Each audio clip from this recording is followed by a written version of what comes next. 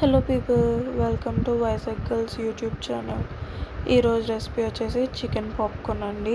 First of all chicken clean చేసి ఇలా pieces కింద కట్ చేసుకొని పక్కకు పెట్టుకోవాలి. ఇప్పుడు ఈ చికెన్ని మనం మ్యారినేట్ చేసుకుందాం. ఫస్ట్ దీనికి సరిపడినంత సాల్ట్ని యాడ్ చేయాలి. సాల్ట్ ఇప్పుడే టేస్ట్కి సరిపడంత యాడ్ చేసుకుంటే మ్యారినేషన్ టైంకి మంచిగా జ్యూసీగా అవుతాయండి పీసెస్ అనేవి. Next 1 teaspoon of chilli పౌడర్ని కూడా యాడ్ చేసుకుంటున్నాను. 1 teaspoon of chilli powder మీ స్పైసీకి తగ్గట్టు మీరు యాడ్ చేసుకోవచ్చు. అండ్ ఇక్కడ నేను చికెన్ మసాలాని ఆల్ స్పైసెస్ కింద వాడేస్తున్నానండి. ఇక్కడ నేను ఏ టైప్ ఆఫ్ మసాలాస్ ఏమీ ఎక్స్ట్రాగా వేయట్లేదు, ఓన్లీ చికెన్ మసాలా మాత్రమే నేను యాడ్ చేస్తున్నాను. And 1 teaspoon of ginger garlic paste, chicken masala, salt, కారం ఇవన్నీ కరెక్ట్గా ఈ టైంలోనే వేసేసుకోవాలండి. ఇక్కడ మీరు చూస్తున్నారు కదా, నేనైతే ఓన్లీ చికెన్ మసాలా మాత్రమే వాడుతున్నాను, ఇంకే మసాలాలని నేను వాడట్లేదు అనమాట. అండ్ ఇందులోనే 1 టీ స్పూన్ ఆఫ్ కర్డ్ని కూడా యాడ్ చేసుకోవాలి. కర్డ్ ప్లేస్లో మీకు కర్డ్ నచ్చకపోతే ఒక ఎగ్ కానీ లేదా హాఫ్ సైజ్ ఆఫ్ లెమన్ని మీరు తీసుకోవచ్చు. నేనైతే కర్డ్ తీసుకుంటున్నా. ఇప్పుడు ఇవన్నీ నీట్గా మిక్స్ చేసేసుకొని మ్యారినేట్ చేసుకోవాలండి. మూత పెట్టేసి పక్కన పెట్టేసుకోవాలి ఒక 1 hour or 2 hours. Maximum overnight మీరు చేసుకుంటే బాగుంటుంది. బట్ నార్మల్గా ఈవినింగ్ స్నాక్ టైంలో చేసుకోవాలనుకుంటే ఒక 2 అవర్స్ పక్కకు పెట్టేసుకొని నీట్గా ఇప్పుడు చూస్తున్నారు కదా ఎలా కలుపుతున్నానో అలా కలిపేసి నీట్గా పక్కకు పెట్టేసుకోవడమే. ప్రాసెస్ అంతా చాలా కొంచెం టైం ప్రాసెసే, కానీ రెస్టారెంట్ స్టైల్ ఆఫ్ ఫుడ్ మనం తినాలంటే కొంచెం టైం అనేది మనం స్పెండ్ చేయాలి. ఇప్పుడు ఇది పక్కన పెట్టేసుకుందాం. నెక్స్ట్ ఒక హాఫ్ అన్ అవర్, నేను 1 అవర్ తర్వాత చూసాను, 1.5 అవర్ తర్వాత. ఇప్పుడు నేనైతే ఒక ప్లేట్లోకి half cup of maida and half rice ఫ్లోర్ని యాడ్ చేశాను కాంబినేషన్లో. ఇందులో కొంచెం టేస్ట్కి సరిపడినంత సాల్ట్ అండ్ కొంచెం కారం అండ్ చికెన్ మసాలా. ఇందులో కూడా నేను చికెన్ మసాలా మాత్రమే వాడాను, ఇంకేం వాడలేదు. ఇప్పుడు ఇవన్నీ బాగా కలిసే విధంగా మనం ఫ్లోర్ని మిక్స్ చేసుకొని పక్కకు పెట్టుకోవాలన్నమాట. అండ్ ఒక బౌల్లోకి కోల్డ్ వాటర్ కూడా తీసుకోవాలి. చూస్తున్నారు కదా ఇక్కడ బాగా మిక్స్ అయిపోయింది. ఇప్పుడు ఈ ఫ్లోర్ని and 1 cup of cold water, chicken. ఇప్పుడు మనం కోటింగ్ ప్రాసెస్ అనేది స్టార్ట్ చేసేద్దాం.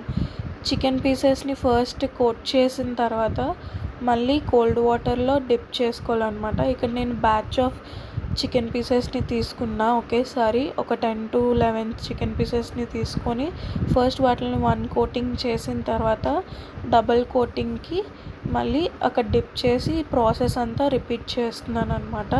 మీరు చూస్తున్నారు కదా ఇక్కడ ప్రాసెస్ రిపీట్ చేయడం వల్ల మనకి కోటింగ్ మంచిగా వచ్చి లేయర్స్లో వస్తుంది.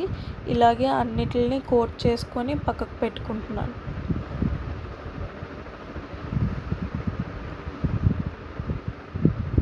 ఇలా మొత్తం అన్నీ కోట్ చేసి ఒక ప్లేట్లోకి తీసుకుంటున్నాను.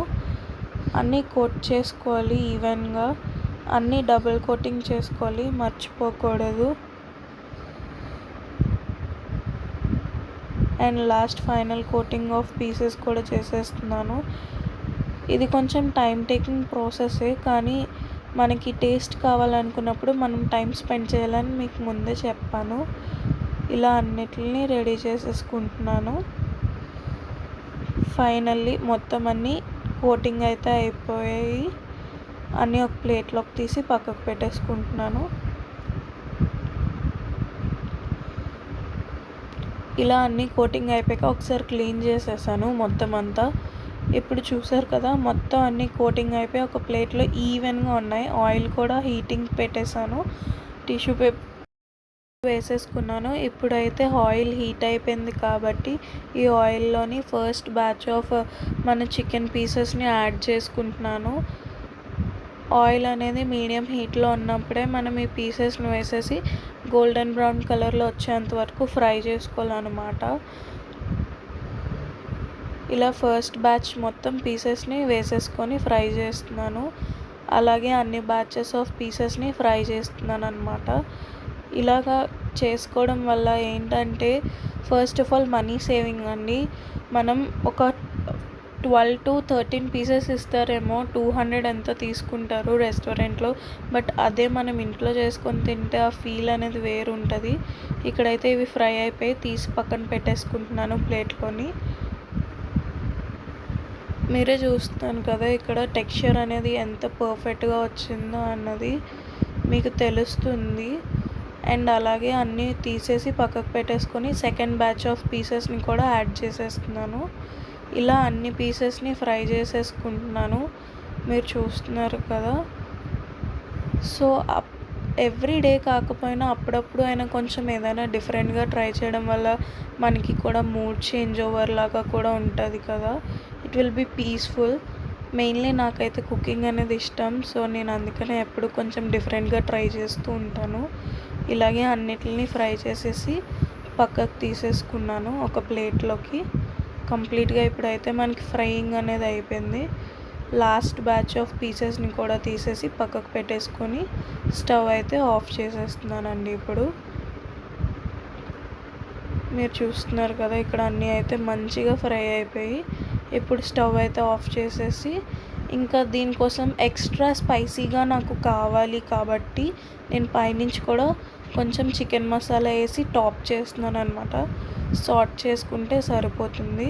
ఒకసారి లైట్గా అలా సాట్ చేసేసుకొని ఇప్పుడు వీటిని నేను వేరే ప్లేట్లోకి షిఫ్ట్ చేసేస్తాను అనమాట. ఇలాగ మంచిగా రెడీ అయిపోయండి, చూసారు కదా. ఇప్పుడు పైనుంచి అలాగ కొరియాండర్ వేసుకొని గార్నిష్ చేసుకుంటే ఎంతో easy and simple very tasty chicken popcorn అనేది రెడీ అయిపోతుంది. ఈ సండే స్పెషల్ అయితే నేను చికెన్ పాప్కార్న్ చేశాను. మీరు మీ ఇంట్లో ఏం చేశారో నాకు కామెంట్ చేయండి. అలాగే ప్లీజ్ అండి లైక్ చేసి షేర్ చేసి సబ్స్క్రైబ్ చేయండి. మన ఛానల్ ఎంత బేగా సక్సెస్కి వెళ్తే I will be that much happy. Thank you all.